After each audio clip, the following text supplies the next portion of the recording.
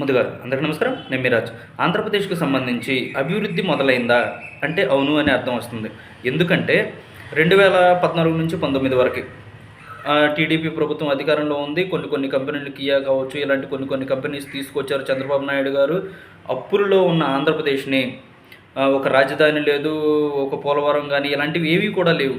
అలాంటి పరిస్థితుల్లో 5 సంవత్సరాల్లో 2014 నుంచి 2019 వరకు ఈ 5 సంవత్సరాల్లో 70% రాజధాని కావచ్చు, పోలవరం పనులు ఒక 72% కావచ్చు, అభివృద్ధి రోడ్లు కానీ ఇలాంటివన్నీ కూడా అభివృద్ధి చేసి చూపెట్టారు. అలాగే ఇంకో కంపెనీ కియా మోటార్స్కి సంబంధించిన కంపెనీని కూడా తీసుకొచ్చారు చంద్రబాబు నాయుడు గారు ముఖ్యమంత్రిగా ఉన్న సమయంలోనే.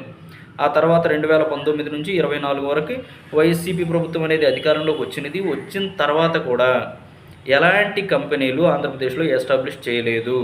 ఎలాంటి కంపెనీస్ మేము ఇక్కడ స్టార్ట్ చేస్తాము అని ఇన్వెస్టర్లు అయితే ముందుకు రాలేదు. దానికి కారణం వైసీపీ ప్రభుత్వం ఏదైతే ఉందో మేము గవర్నమెంట్ తరఫు నుంచి ఇంత మీకు సమకూర్చగలుగుతాము అని చెప్పడం మానేసి, మీరు ఈ కంపెనీని మీరు ఇక్కడ ఆంధ్రప్రదేశ్లో ఎస్టాబ్లిష్ చేయాలంటే ఈ కంపెనీలో మాకు ఇంత పర్సంటేజ్ కావాలి, లేకపోతే మాకు ఇంత కావాలి అమౌంట్, ఇలా ఇచ్చినప్పుడు మాత్రమే మేము పెట్టుకోవడానికి అవకాశం ఇస్తాము అనే ధోరణిలో వ్యవహరించింది అని ఊహాగానాలు అయితే ఉన్నాయి. అందుకనే ఇన్వెస్టర్లు కూడా ఎవరు ఆంధ్రప్రదేశ్కి రాలేదు, ఎలాంటి కంపెనీలు కూడా స్టార్ట్ చేయలేదు. ఇక్కడ నుండి కంపెనీస్ వెళ్ళిపోయి పక్క రాష్ట్రంలో పెట్టడానికి సిద్ధపడ్డారు, పెట్టారు కొన్ని కంపెనీస్, అది మనకి తెలిసిన విషయమే. కానీ మళ్ళీ ఎప్పుడైతే 2024లో వైసీపీ ప్రభుత్వం గద్దె దిగి టీడీపీ ప్రభుత్వం అధికారం అంటే కూటమి ప్రభుత్వం అధికారంలోకి వచ్చిందో, చంద్రబాబు నాయుడు గారు ముఖ్యమంత్రిగా ప్రమాణ స్వీకారం చేశారో, అప్పటి నుంచి కూడా అభివృద్ధి మొదలైంది అంటే ప్రతి ఒక్కరు కూడా అవును అనే హర్షం వ్యక్తం చేస్తున్నారు. ఎందుకంటే ఇంతకుముందు ఇసుక పాలసీ, ఇసుకననేది విచ్చలవిడిగా దోచేయడం, దాచుకోవడం, అమ్ముకోవడం ఇలాంటివే జరిగాయి. కానీ కొత్త ప్రభుత్వం అధికారంలోకి వచ్చిన తర్వాత ఉచిత ఇసుక పాలసీని తీసుకొచ్చారు. దాని ద్వారా కన్స్ట్రక్షన్ ఫీల్డ్కి సంబంధించిన ప్రతి ఒక్కరూ కూడా ఉపాధిని పొందుతున్నారు. దీని ద్వారా ప్రజలు హర్షం వ్యక్తం చేస్తున్నారు. అంతేకాకుండా దీనికి మించి ఒక పెద్ద కంపెనీని ఆంధ్రాలో ఎస్టాబ్లిష్ చేయబోతున్నారు అంటే కరెక్టే.